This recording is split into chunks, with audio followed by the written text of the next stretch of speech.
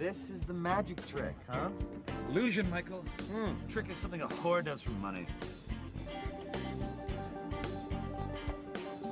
Or cocaine.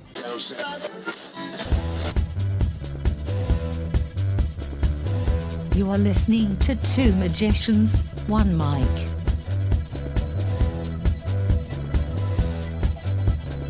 Welcome to Two Magicians, One Mic. My name is Nick Paul.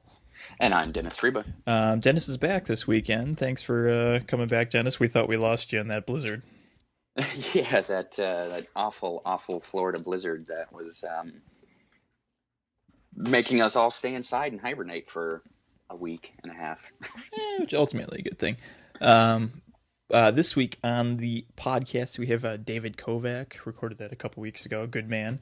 He has a show in Chicago, one-man show that he's doing called Fooling Buddha. If you're in Chicago, go check it out. It's very good. I've seen clips of it.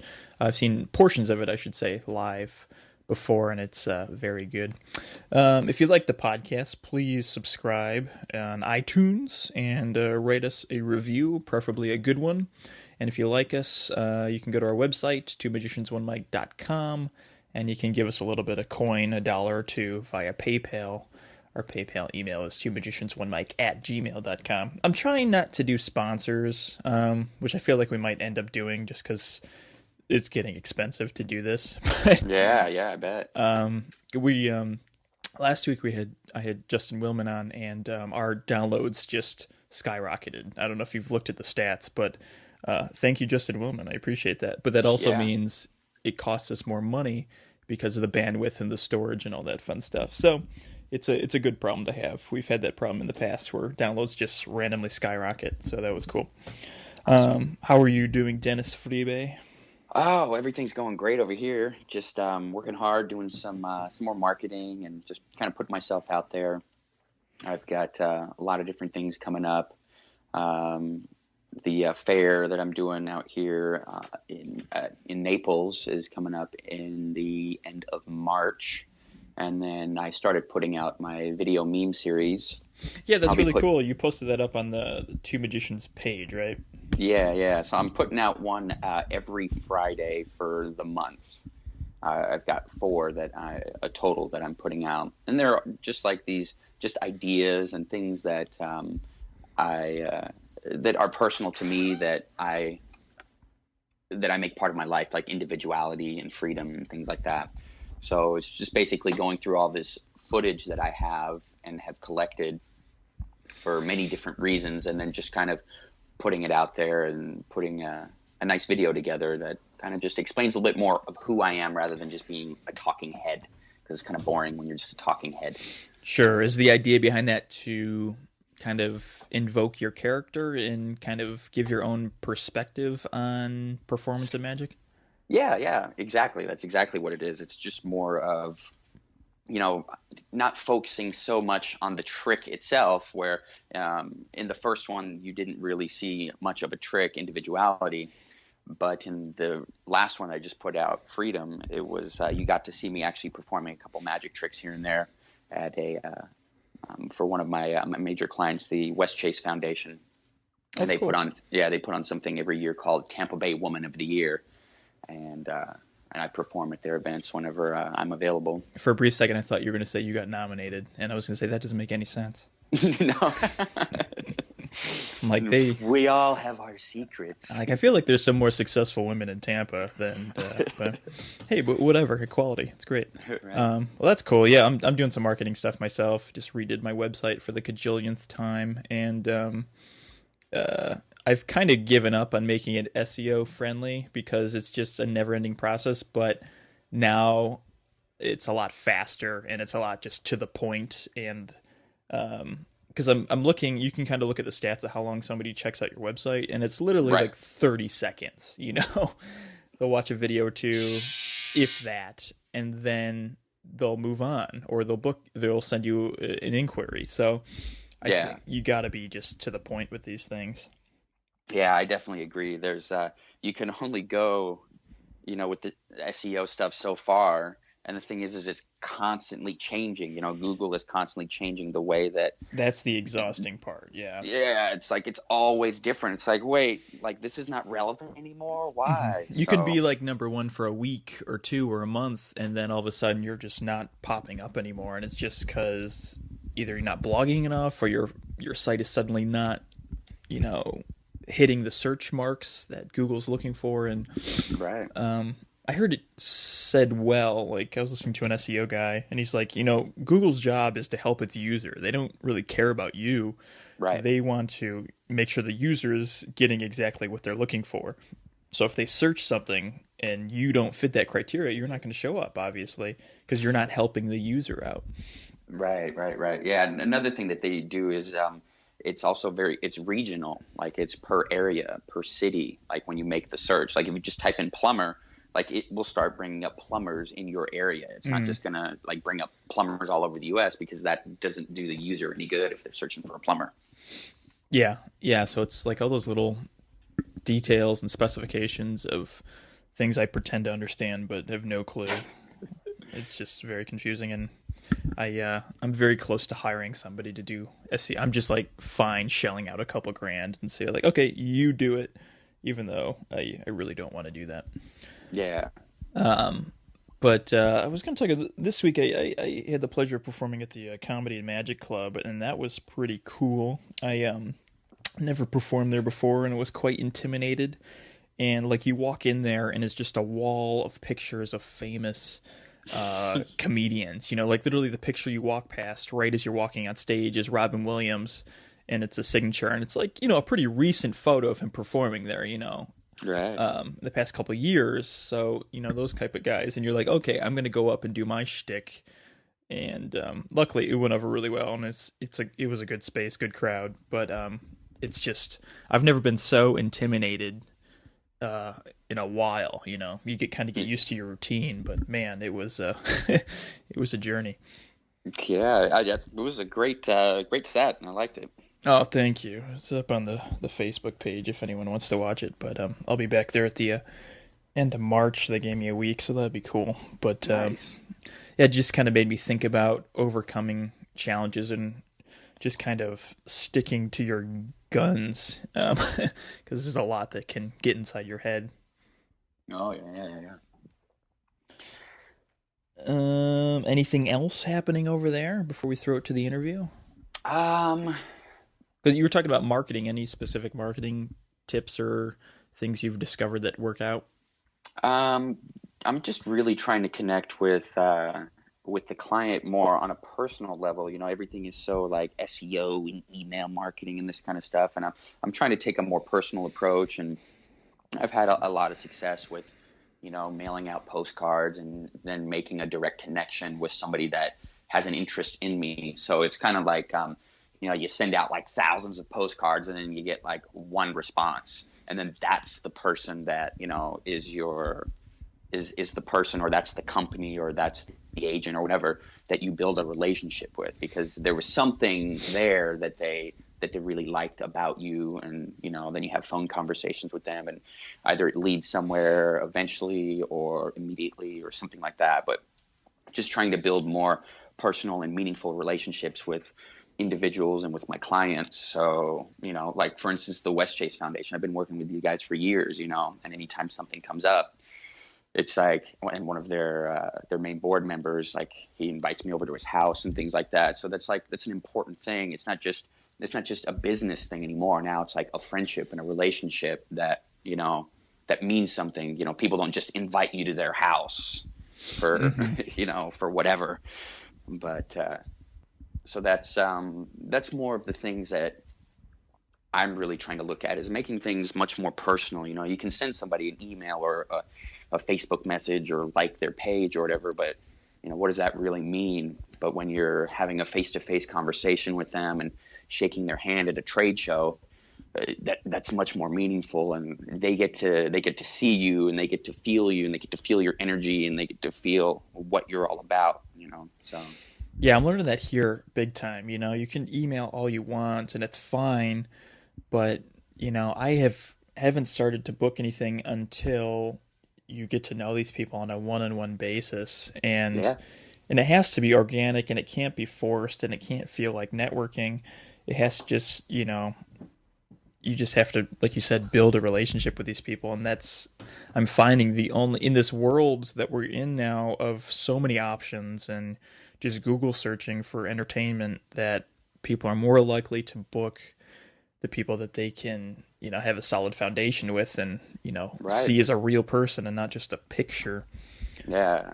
I went to a networking event, and somebody invited me, and I was like, well, yeah, that's a good idea. Let me go to a networking event, and it's like at this restaurant. It's real nice and it's good, and everybody's having a good time. And everybody that I run into, they just want to tell me what they do and what they're about, but they have no interest in me at all. Sure. I didn't really tell anybody that I'm a magician. I hardly handed out my card because I'm not there like necessarily to like push myself onto them. I don't like that. I don't like to, like you said, it has to feel organic. People don't want to be sold to, but they do want to buy.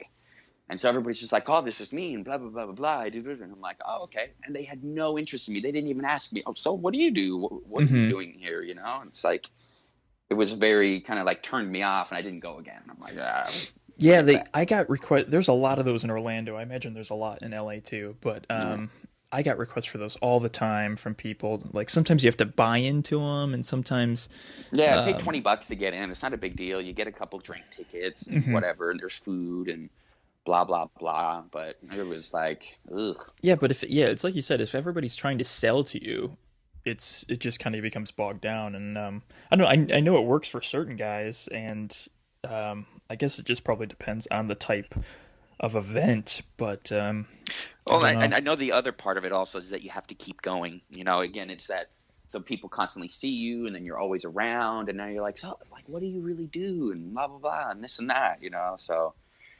Yeah. But, I was just not in that particular crowd. It just wasn't for me. I was like, I'd rather take my time going to trade shows, have a booth, and, people that are actually physically interested in buying, they're going to come up and be like, oh, what is this all about? What kind of magician are you? What kind of magic do you do? What are your shows like? And then you give them the full on or the booth experience. Yeah. Yeah, for sure. For sure. That makes sense. Oh, anything else you want to throw in here before we go to the interview? Freedom. Check it out.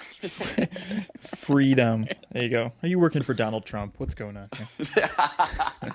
No way. You're going to make America great again. All right, yeah, definitely check it out. It's up on the Two Magicians page. And I think that's about it for today. Good chatting with you, Dennis. Yeah, man. All right, we'll talk to you soon. All right.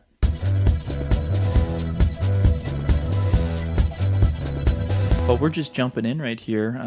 We are speaking with the lovely David Kovac. How are you, David? I'm great. Good to see you, in Nick. A lovely house that you're renting here in this classic Studio City. What type of house is this? What would you describe it as? I don't know. I guess I would call it an old sort of, it has an English cottage kind of quality to it. And so here we are, and and then we'll be heading back to, we've been here just over a year, and then we have been in Chicago, Lisandra, Tena, and I, and so we've been in Chicago. Now we're going to be heading back because I'm going to be doing a play with First Folio Theater that I wrote called Fooling Buddha, but in any event, it's good to have you here. Yeah, thank you. And we go back, I've known you since like 2008. We used to perform at Navy Pier together, and that's how I always had a pleasure. It was always fun when we got to piggyback and go back because your style is so different from my style. So even though we were both doing magic, I always felt like it was such a good, fun show for the audience because they were getting to see two different styles of magic. Well, that's right. It was a lot of fun at Navy Pier too for us and people who, and it wasn't just magicians, of course. I mean, sure. there were people who did improv, or there were troops that were singers, this kind of a thing, or maybe a puppeteer, different sort of variety artists, performing there on the various stages. And at one point, there were quite a lot of stages. I don't know if they had something going on the Family Follies and the Skyline stage when you were there, but at one point there was the Family Pavilion stage, and then this is at Navy Pier in Chicago, right along the lake. There was the Dock Street stage. There was one stage, I think they called the Yellow stage or the Flag stage or something, way, way east, almost practically in the water. And then there were roving troops. There was also what they called Piermosphere, where people would just rove around the pier and juggle or do whatever they were doing. So at one point... there were really quite a lot of performers working at Navy Pier, and it was a good gig. And now it's like nothing. They cut everything. I don't know what's happening. They're quote unquote reimagining the pier. Man, I wish they'd reimagine it more rapidly, because every time you go there, you think, okay, so I'm paying all this money to park, and there's really nothing happening. Exactly. There's Shakespeare Theater there, where there was a wonderful play recently, co-directed, or at least directed in part, by Teller, The Tempest. Yeah, and that had a lot of magic in it. With my friend Larry Barbara Yanda. Robertson was in that. Oh, and wonderful! It got amazing reviews. I wish I could have saw it. Yeah, seen it. I know. Me too. And I tried with a friend of mine, but it was sold out, oversold. So you can't see everything. But with a production like that, I have a feeling that we'll have another chance. Yeah. It's very. I would be very surprised. But getting back to you, so we're going to talk about your show that you'll be doing in Chicago. That's going to have quite a extensive run called Fooling Buddha, which I've seen portions of. Wonderful show, and I think even if you're not a magician, you will greatly be inspired by it, especially from a theatrical perspective. But if you could give us a brief bio about where you come from, 2 minutes, sure. Your style. Yeah, I mean, we were talking about before we actually flipped on the mics. We different people come to magic from different areas. Some people come to performance through magic, and other people come to magic and magical entertainment through other areas of performance, whether they're actors or stand-ups, improv people. So me, I had been an actor since I was a kid, and then I was fortunate enough to study with a local theater group. I grew up in Milwaukee, like a theater school for young people. In fact, it was called the theater school, and then I went to an arts high school. So by the time I went to the theater school at DePaul, which was known at one time as the Goodman School of Drama, I'd already had quite a lot of theater training, but no magic, really. I was a juggler. I really enjoyed juggling. And then when I graduated from, I got a BFA, so it was a conservatory program there at the theater school at DePaul.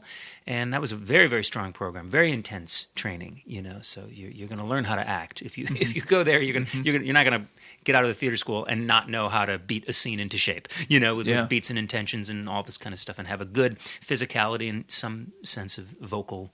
I don't know. You'll be probably fairly nimble vocally because you're studying all those things in a very intense way, just like studying music or anything else. So, I got out of school and I did many, many plays, and then I thought, well, why be an actor if you have an act? So I'm going to get back to the juggling. I'm going to be a juggler. That's what I'm going to do, like a comedy juggler. And I really loved, some of the acts that you would still see on Johnny Carson, whether it was Michael Davis or George Carl or people who I really enjoyed comedy and juggling and all that stuff in this sort of vaudevillian kind of scene. So I got into that, but then and then I had a show called Catching Fire because I juggled fire in the show, and I had comedy and jazz music and all these fun things. But then, unfortunately, I had some repetitive stress injuries because of juggling, which not a lot of people talk about. But in both juggling and in magic, it is easy to get to develop repetitive stress injuries if you're practicing hours a day. So then I had to change that up because I was on television shows, but not doing my act. I was on television shows like Art Beat with Dr. Branfenbrenner, who founded the Performing Artists Clinic. And these shows were about performers who had these horrible injuries, So I was thinking, wait a minute, this wasn't the idea, because I could barely use my left arm for a while. It was really getting bad. Yeah. Nerve problems are very serious too. So, everybody knows no pain, no gain. But if in your practice, whatever it is, you start to realize that, there's tingling and your arm is numb and you're losing strength, or there anything that might indicate that there's a serious problem more than just a little soreness. You got to listen to your body. You got to pay attention to that stuff. So anyway, there'd be like violinists and ballet dancers with a bad knee, and then there was me, and then they'd be like, but David Kovac, he's a juggler. This is interesting. So how'd you get injured? Was it a chainsaw? No chainsaw. Well, were you juggling machetes and then something landed? No, that wasn't it. I just over juggled. I literally almost juggled my arm off. Weird. Because our friend Terrence, Terrence Francisco, very skillful sleight of hand guy back in Chicago, and he used to say, "I don't believe in talent. I only believe in obsessive compulsive sort of behavior. Until you just get really, really good. There's no such thing as talent. There's just obsession." I got an injury, and it really was a drag. But then I started learning more magic, and I was doing a gig in Atlanta, and I met Danny Orleans on a trade show floor, and he was doing his corporate magic, and he's very good at that. And he said, you should really learn more magic and put that in your act instead, because you've got a good personality for it, and you could learn some stuff. And then I started hiring him to teach me some basic magic. Mm-hmm. That's how I got into it. Yeah. Where does your vaudevillian character come from? Is that something that interests you outside of magic, or is that something that you created, that character you created for the stage? I always liked it. When I was a kid, I really liked, vaudevillian stuff. Even today, you can say to kids, like, shaving a haircut, and they'll all say 2 bits, and they kind of know where that stuff comes from, whether it's Looney Tunes or Marx Brothers films, or whether it's watching old episodes of The Muppet Show. Who knows? But they're somewhat familiar with that kind of vaudevillian thing. Like, there's supposed to be a red velvet curtain, and then there's supposed to be, like, some guy doing, like, a tap dance, and then... Oh yeah, and now they have like a singing act, and here's a magician.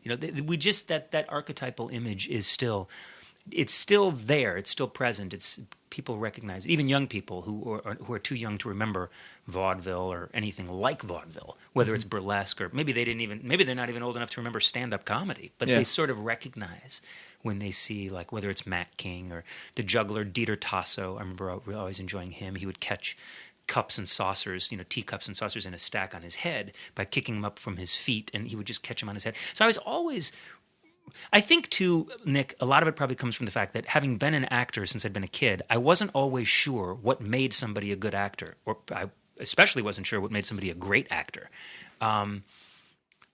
It was difficult to tell. It's also subjective. But when you're doing a skill-based act, then it's very easy to identify, okay, so this person belongs on stage. Because they're actually doing something. They're doing something that I can't do, or that normal people can't do, or that we don't often see. Yeah. Whether that's being really, really good at telling jokes and being silly, like Donald O'Connor in that wonderful sort of make them laugh and singing in the rain, or whether it's somebody who's actually tap dancing, doing something involving a skill, or juggling or magic. I just always enjoyed that sort of, like I said, that archetype, that sort of paradigm of here's going to somebody, because the audience is going to be always asking 3 questions as soon as the curtain parts or you turn on the television or a new character enters the scene in a movie or a television show. Who are you? What are you doing? And why is this special? Yeah. So I always thought an act is, to have some sort of skill-based act is fun. Even if it's not mad skills, like you don't have to be doing a manipulation act. Mm-hmm. It's fine just, if some sort of animal finally jumps through your little circle, and then that's the end. I think that's what I enjoy most about your show, is that I've never seen you perform with any huge, big apparatuses. Everything is very well contained, and your character drives everything that you're doing. Is that intentional?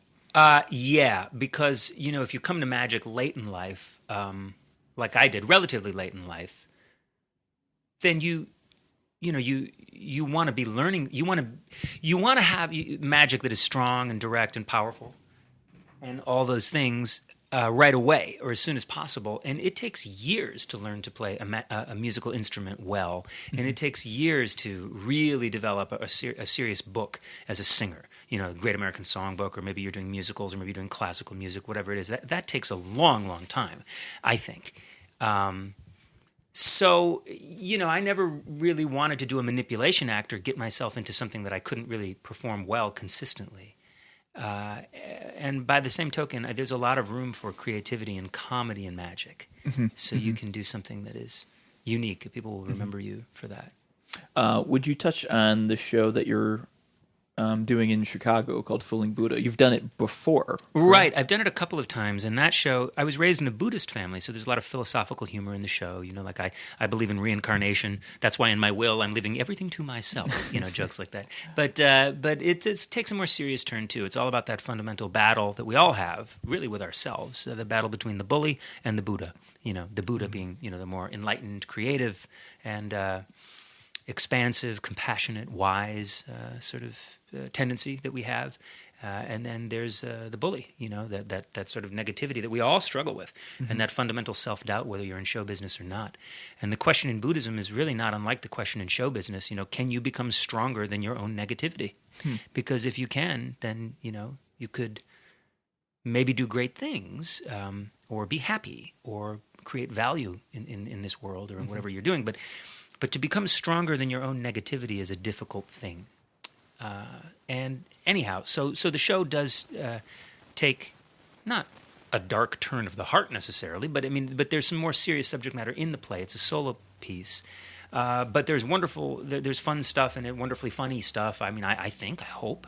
I wrote it, and it's being developed and directed by Patrick New, so I hope that the audience will enjoy it. But there's also very fun magic in it. Yeah. You know, it's sort of like you learn to battle the bully through magic and misdirection when you're the only Buddhist kid growing up in Milwaukee, and it's 1979, and you have to do a show, you know, at the Samuel Morris Middle School auditorium. You know, there's some really fun stuff in there, and I hope people will enjoy this. Where's it playing at, and what are the dates? It's at First Folio Theater in Oak Brook. So it's not really in Chicago. It's just outside of Chicago, but not by much. And it will open on the 23rd of March, I believe, and then close on the 24th of April. It could possibly be extended, but right now that's the plan. Okay. But yeah, there will definitely be some magic in that show. And it's a funny thing about selecting magic, whether it's a play or for just selecting for an act. It really is. You have to have good taste, don't you, in magic? Yeah. That touches on my next question. What are your influences outside of magic? In terms of acting, music, dance? Boy, it's a good question. Well, I mentioned earlier Michael Davis, and that's really interesting because he never really did that much technical stuff at all. I don't think he really did any technical stuff. And there were magicians that did that too, like the great Ballantyne, and the magicians who did very little magic, but their sense of character was so strong. I just saw an interesting performer at the Magic Castle. Like I said, I was performing there this last weekend for the Palace brunch shows. And it was kind of nice to not be completely exhausted at the castle, like having been doing shows there all week, every night, and then you go in for the Palace brunch shows. It's kind of fun to go in. And I met that interesting character named Master Payne. Okay. And so Master Payne has the type of character where he does one trick like in his whole act. At the very end, he does a coin in the bottle. Yeah, it's only one trick in the whole act. I've never seen an act like that at the castle. How long does he do? He does like he did a full set. I mean, I don't know if it was quite a half hour, but I mean, he did a full show. Yeah, it's just quite bizarre. Huh. Only one trick. But I mean, hey, and for some people are going to leave and say, well, now wait a minute, there should have been more magic. But other people leave and say, I thought that was just delightful. And his writing is very good. He's very funny. It's very thoughtful. It's very clever. It's just a different emphasis. Yeah. It's really a different emphasis. I mean, I think for certain musicians, they would probably say, this is not real jazz. Mm-hmm. Mm-hmm. It just kind of depends where you're coming from it, and I think so too. But I think my influences were definitely the more theatrical performers. Sure, for sure, and that would include everybody that we knew from the old films. W.C. Fields was a great juggler. W.C. Fields was a wonderful character too, wasn't he? Mm-hmm. I mean, my character's not quite that cynical. He was a pretty caustic and abrasive and sort of foreboding character in a lot of ways. But I mean, but it was that whole scene, that whole style, everything Chaplin did. Even Cary Grant. People forget that these were vaudevillians too. Yeah. They all came from different areas of. Mm-hmm. That's why they were. I think they translated so well into making so many films. Constantly that everybody would see. It was kind of the same thing they were doing in vaudeville. Well, yeah, and in those days, like I said, somewhere along the line, we all got separated, and I don't know how that happened. But it used to be, vaudeville was the first mass-produced entertainment product in America, but it was also the first meritocracy. It was the first integrated workplace. It was the first place where, well, obviously men and women, too, were working together. Sure. I mean, if you had talent, and there was small time, medium time, and big time, but if you had talent and you were serious about it, and you were willing to sort of run away from home, you really could be in show business, and you might make it, or you would make it. I mean, it might not be big time, but you could do it. Mm-hmm. And a lot of these acts, vaudeville probably died because a lot of the acts really weren't that great when it comes down to it. But we know that some of them were just fantastic and really quite inspired. So somewhere along the line, we all got separated performers, but it didn't used to be that way. They were all together under one leaky roof, or sharing a train car or something along those lines, or hotels. There used to be signs in hotels that said no actors allowed. Wow. Because they would notoriously not pay their bills or break things or cause trouble or Mm-hmm. turn the place upside down and or be getting drunk or who knows. Not too far off from what Yeah, happens right. Yeah, today. perhaps not. But there would always be somebody around with a deck of cards, or there would always be somebody around to teach you some sort of new lick on your guitar, or there would always be somebody around to show you a new dance step, or you'd see somebody flipping around on a something, gymnasts or people who do all contortionists, or there'd be somebody doing something. So that's how they all kind of learned hat tricks. That's why Cary Grant could do hat tricks and stuff, because he came from that world. Sure. It's interesting stuff. I remember talking to you back in Chicago about this. Do you feel like a part of you should have been born during that vaudeville era? I used to think that maybe I was born too late, but if anything, I feel like I might have been born a bit too early, because I don't really know that I would have truly wanted to live back then. It was a tough time to be around. There's a fascinating book called No Applause, Just Throw Money, the book that made vaudeville famous, and I don't know if you've ever seen that book or thumbed through it. It's probably here on my shelf somewhere, but that, you do get the sense that it was the best of times and so forth, but it was also pretty rough. Yeah. In that book, for example, you read about a fellow by the name of Frank Fay, who was the first modern, vaudevillian. In other words, he was an MC and a host of shows, and would come out on stage and would just tell jokes and wear like a regular business suit, and probably a nice hat like a fedora. But he wasn't wearing a polka dot vest or baggy pants or with a cane and some sort of goofy hat. Going, yaka yaka yaka. He wasn't doing that kind of goofy stuff. He was making smart jokes and doing actual improv. And if I'm not mistaken, he would have audience shills or plants or Confederates or whatever you want to call them in the audience, and he would banter back and forth with them. And maybe some of that stuff happened spontaneously with actual hecklers. Who knows? But he was very smart, very stand-up comedian, very very quick-witted, and the precursor to, or the sort of prototype for all of the late-night television talk show hosts that you see today. They all owe that sort of archetype and that idea to this fellow by the name of Frank Fay. Someone told me one time that Max Maven was so fascinated by Frank Fay that he was going to write he was considering writing a book about him. I don't know if that's true or not, but he'd be an interesting subject for people to learn about. Apparently, he wasn't the nicest guy. I guess he was a raging alcoholic. He ended up marrying Barbara Stanwyck, and then they moved to Hollywood, and she became a huge star, and he became kind of a forgotten, lonely, angry drunk. Interesting. I don't know that that's, again, I can't corroborate all this. I haven't written the books. I've just read some of them, but it's a very interesting thing, that you think, oh, so everybody from whether it's Penn and Teller or people like, I don't know, contemporary hosts like Jimmy Fallon or all from Carson, like all the way down. Oh, so like everybody owes something to this guy that nobody ever talks about, Frank Fay, the first guy to walk out on stage as a normal person and start doing like stand-up comedy. Yeah. It's all late night television and SNL and sketch. I mean, it all seems to stem from some form of vaudeville. I know it really does. And by the way, he might not really have been the first, or there may have been several people doing it at the same time, like a George Burns, and then there was a Jack Benny. But it seemed like if you really read this stuff, the guys who really do their research say that Frank Fay was actually the one who really had an impact doing that. Probably at the Palace, probably in New York City, where there was always, shows going on, and that was really making it big. That he was really the one who should be credited for coming up on stage and being spontaneous in front of a crowd. Sure.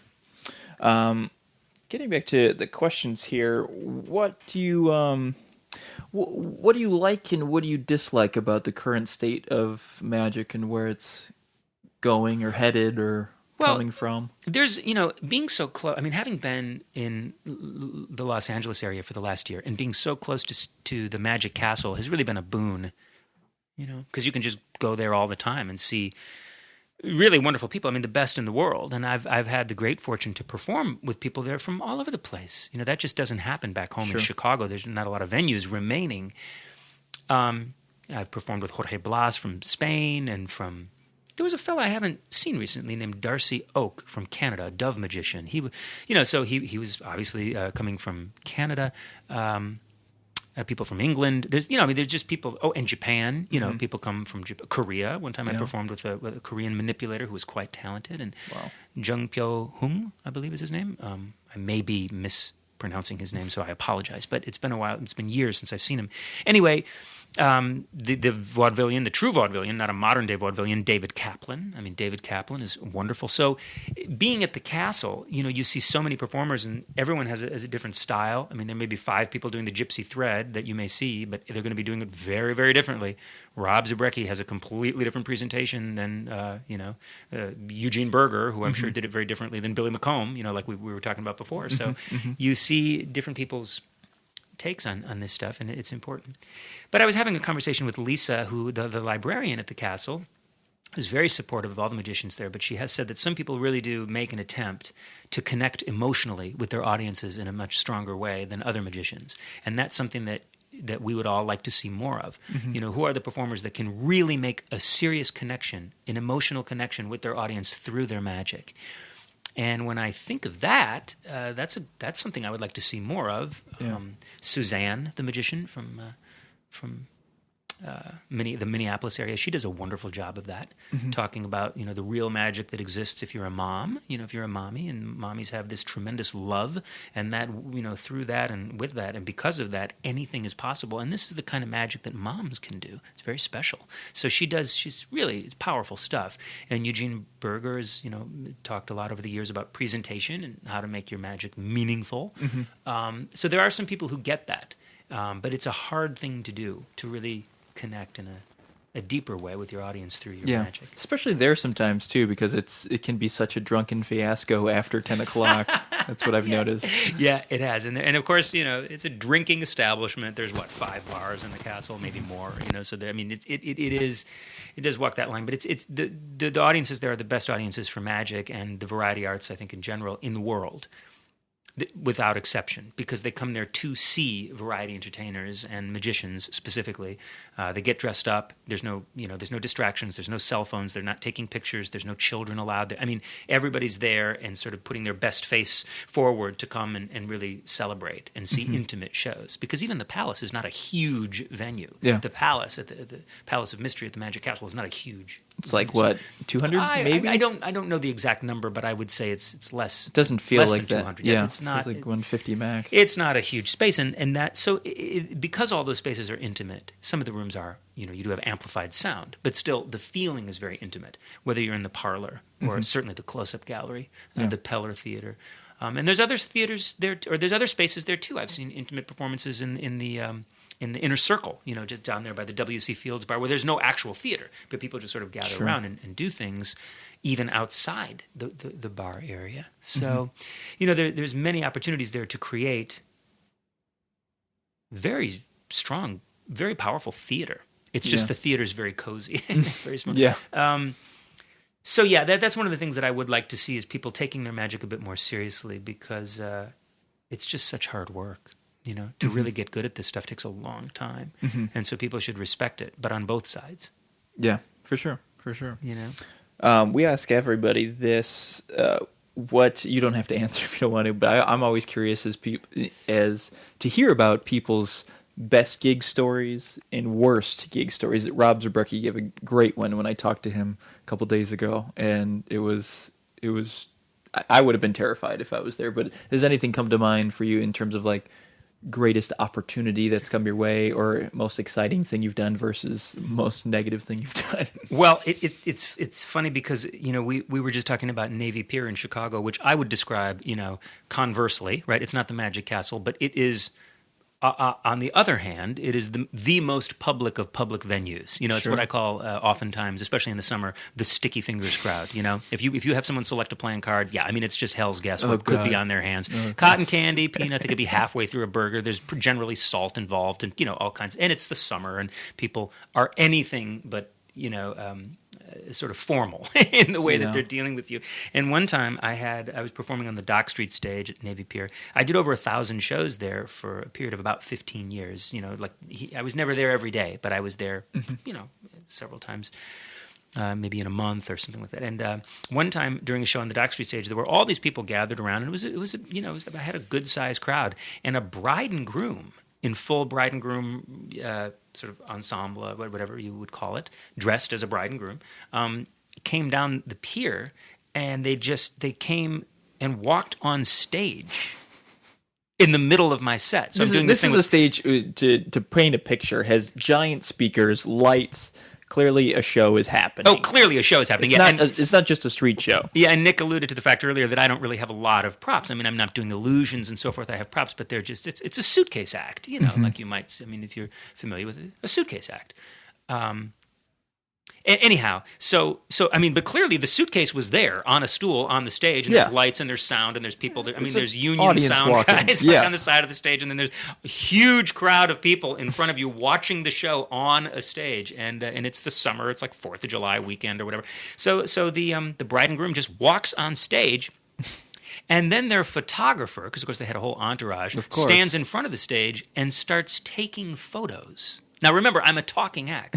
So, I mean, I've got a micro. I'm in the middle of, I'm saying something like, yes, 4 cards and 4 cards only. And, he who has choice has torment. So follow the ace. That's the lucky card. And in the language of the cards, the ace, hi there. The ace always represents ambition. But beware. Hi there. Hi. Well, congratulations on your wedding. Anyhow, so the ace, which is currently in the band of my hat, always represents ambition. Now, be wary of ambition, especially when it's your own. Hi, can I help you? I see that you're here on my stage, and it's my show. And they're from some Eastern European country, like they're not speaking English. And the photographer's taking pictures, and there's all these people wondering, what exactly is going on? Like, do they pick a card now, or like what happens? So I did a card trick with them. I just turned around and said, okay, well, you're in the act now. And then they smiled and kind of took a bow and left. Weird. So when people say Chicago's known for improv, I mean, I guess. Well, it's that situation. It's like you can get mad at that. That kind of stuff would happen to me at Disney all the time. And it's like at Disney, yeah, sure. You would get. There would be times where you're just like, you want to be done. It's your last show. You want to go home, and then something absurd will happen, like a drunk person. And it's like, okay, do you make the best of this? Do you make a joke out of it, or do you get really angry at this person and maybe end up losing your job? It's always better to, in my opinion, laugh at it and then get angry after the show's done. Maybe. Yeah, I mean that's sort of like that's a kinder, gentler example of goofy stuff that's happened. Although, an honest answer to that question is when I was still at the theater school and I was just about to graduate, there was a cabaret in Chicago that for a while they were calling New Variety Cabaret, and then I think they changed the name to New Variety Theater.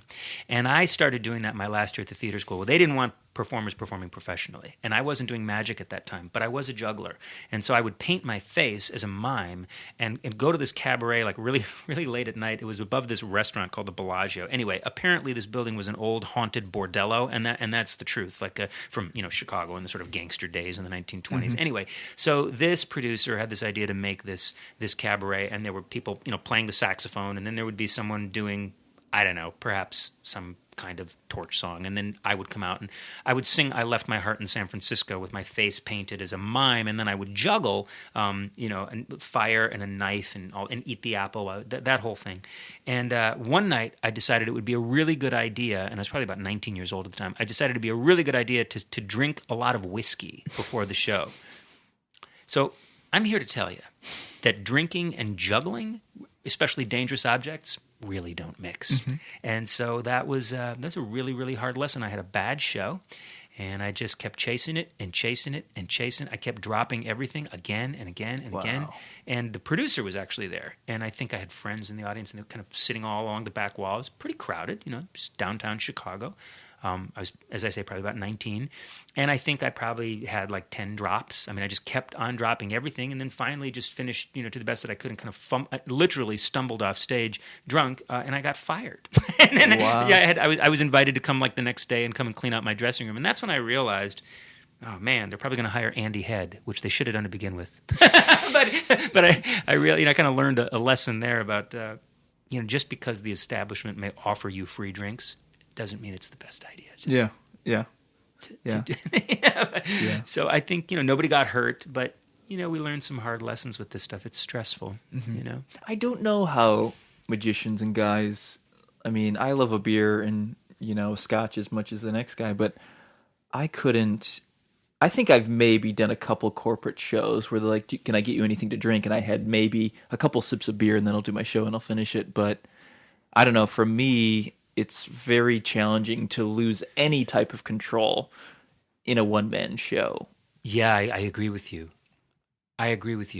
I totally agree with you. And sometimes with friends of mine back in Chicago who are also magicians, or some of my friends who do Magic Chicago, or like I mentioned earlier, Danny Orleans and his wife Jan Rose, and they do this mind reading act. We talk about that. You can never be smarter than your audience, but you can always be more prepared. Yeah. And one of the ways that you are prepared is to be sort of mentally prepared too. So that when everybody else is drinking, especially at a place like the Magic Castle, you're not. And so you already have an incredible advantage. Yeah. Because you're just so you're so deft. You're so acutely aware of what's going on. And I've seen guys get away with stuff just that they shouldn't be getting away with at the castle because the audience is so hammered. Right. Yeah, that's certainly true. And I've called out friends on that. I'm like, oh, really? You can't do this anywhere else unless it's post 11 o'clock at night on a Friday, but you're getting away with it. Right. Good for you. Right, like trying to palm, like an entire basket of fruit. Well, they'll never see. Am I flashing? What do you mean flashing? They can't see this. They can't see the banana. Dude, they're scullied. Yeah. No, so that was. I mean, you do. I think want to make some effort to comport yourself in the manner of a classy person, and certainly a gentleman. You never want to flirt too hard with other people's dates and do that goofy stuff that the old timers seem to used to be able to get away with. I don't know how they did, but I don't know, like that Magic Lounge kind of stuff, like Heba Haba Al, or you hear these stories of these old men that would treat women with such. I mean, they would take such liberties with touching women and doing tricks with their brassieres. Yeah. And I don't think you can really do that as much today. You see, I mean, it's certainly not that by any means, but I've seen a couple older magicians performing there, and maybe a couple lines that they'll kind of spit out shouldn't be being said anymore. It just doesn't work. And I'm not coming up with any specific examples, but it does come down to people treating women or whoever differently, 50 years ago, and then trying to get away with those lines today. It's like, I think the culture's changed quite a bit, so you can't do it. Yeah, the culture's changed. And, I think you and I have talked about Steve Martin's interesting book called Born Standing Up. Yeah, that's my Bible. That's a great book, right? And in that book, he talks about, at one point, he decided he didn't want anything in his act that didn't come from him. Sure. So he didn't want to be doing these classic lines, and no matter. And not just the goofy ones, like hold out your hand, no, the clean one, or what's your name, Doris? That's correct. I mean, it's not just those goofy old lines that everybody uses, but he really didn't want anything in his show that wasn't representative of his unique comic perspective, whatever that might be, in his character and so forth. Again, who are you? What are you doing? And why should I care? I mean, the audience needs to know that. Yeah, and he failed for 7 years because of that. It took him like 7 to 10 years to figure out his character. And he could have easily kept on going, doing stuff that he knew worked, but he didn't want to be known as somebody doing somebody else's material. And I think a lot of people need to. I mean, that was a wake-up call for me the first time I read that part in the book. And I think, a lot of people need to take a look at that and examine that in their own act. No, I agree with you. Yeah, and it's funny because we've sort of come full circle. If there's if there's going to be, because we were talking earlier about duplication of material, like when you play the Magic Castle, or there's repetition of effects or even themes. If you're doing all original work, you don't ever have to worry about other magicians doing your stuff, unless, of course, they steal it from you, which does happen. I know, for example, I've spoken with David Regal and other people who invent something, and within a month or 2 months or 3 months or whatever, there's probably even faster than that. There's some sort of knockoff on some market in China. And it's the exact same thing. And someone's producing the same thing. Yeah. Yeah, especially YouTube and everything. Somebody can see it instantly and go, oh, okay, I can create that. Yeah, and people steal lines all the time. And maybe to a certain extent they may see an effect and try to replicate it. I guess that can't be helped. I mean, when you think about it, at one point, everybody in this country was sawing somebody in half. It didn't even matter who was doing the sawing, according to people like Mike Caveney. It just didn't, because everybody in the 20s, people would sign up and wait in line to be sawed in half. Everybody was sawing somebody in half, and even today, that sort of image is quite prevalent. I mean, how many times have people have said to you, "Oh, you're married, so do you saw her in half?" I bet you do. Kristen, does he saw you in half? So can you make my husband disappear? Yeah, stuff like that. Everybody. Yeah, you hear this. These kinds of cliches, and I guess the other thing that I was going to say is, sometimes with folks back home in Chicago, we'll talk about how often normal people, even in this day, when you can flip onto YouTube and just see so many different things, it's different. You don't have to know Paul Bachman, who was passed away recently, but he was a juggler and a collector of all things juggling and magic. He was very supportive of me. He was a member of all those old clubs, like in the Chicago area, and he was very, very supportive and a wonderful juggler, bounce juggler. Big guy, very, very gregarious, always smiling, always laughing. And he had a juggling collection that was really phenomenal. But it used to be that if you wanted to know about juggling, you had to go visit Paul Bachman in Palos Hills or wherever, where he lived, if you wanted to see some of these old clips. And now you can see these things on YouTube. But who really does? Whether it's juggling or magic, most people don't. And my point was that, most people will only see magic performed live like once or twice in their lifetime. That's it. Yeah, that's a weird thought. I've been thinking about that a lot, actually, lately. It's just like this audience, this may be the only live magic show they ever see. I'm sure they'll see stuff on TV or on YouTube and stuff, but that's a weird thought. I saw this guy do this thing, and, you hope you're doing it well. You hope you're doing it in a way that's positive and influential to them. It makes them want to see more magic. Right, I think, and it would be it's a huge responsibility when you think about it that way, because I think you're right, and I would take it one step further. I would say that for some of these people, not only is this their first experience of seeing magic performed live, this may actually be their first experience of a live performance. Yeah. Mm-hmm. You and I were fortunate because we came from families that probably, at least occasionally, took us to go see theater or go to, even if it was a Summerfest, or to go see a Christmas Carol is going to be playing, or even if it just happened once a year or once every couple of years, we got to do that. Mm-hmm. But you start performing at places, in Chicago or these major cities. At Navy Pier, maybe there's a whole group of kids coming, from some sort of park and rec department thing, and maybe they're from some neighborhood or some part of town or some area where it's just a socioeconomically challenged area of town, and these people don't get out and do cultural things. Yeah. They don't have mentoring programs like Embark or whatever. They don't have that stuff. So they just don't see this stuff. And then suddenly you're there doing magic. And this may be you have to sort of educate the audience as you go along too, so that they even know what's expected of them. Are they supposed to applaud, laugh, eat more candy, touch all your playing cards with their sticky fingers? Like, what's supposed to be happening here? Yeah, you just don't know. No, you don't know, and I bet you really don't know when it's strolling magic or like that Pyramosphere stuff we're talking about, or street performing. Now that's really something new. They'll probably look at other people and get some idea pretty quickly of how they're supposed to behave, but I can guarantee you for a lot of those people that's their first experience, seeing a magician or a juggler or a plate spinner or a contortionist or somebody who's an escapologist. Yeah, that's their first experience with that. And wrapping this up here, what's a career goal, something you haven't achieved, something that you would want to achieve? Would you like to take Fooling Buddha like off Broadway or something major like that? That would be wonderful. I've been fortunate to create several incarnations of this Fooling Buddha. One that was directed by Sandy Marshall at Magic Inc. in Chicago, and then another one that was presented by First Folio, but they didn't really fully produce it. And now First Folio is fully producing it, and it makes a big difference to have a director. Patrick News, very keen fellow, and he's got a great eye, and he's really trained in some of this stuff, and he's beginning his career as a theater director in Chicago. So it's exciting to work with him because of his insight. And to really develop this show, it takes more than just one person. There's no such thing as solo performance, not when it's a full play. So it'd be great to perform that, to do some sort of a tour, or perhaps regional theaters, any place where it would be a good match, and where people would be interested in seeing not only some magic, but hearing some philosophical humor and jumping into a story for about 90 minutes. Mm-hmm. Great. Well, thank you so much for doing this free podcast. Yeah, this was super fun. Thanks, buddy. Good to see you again. Thanks.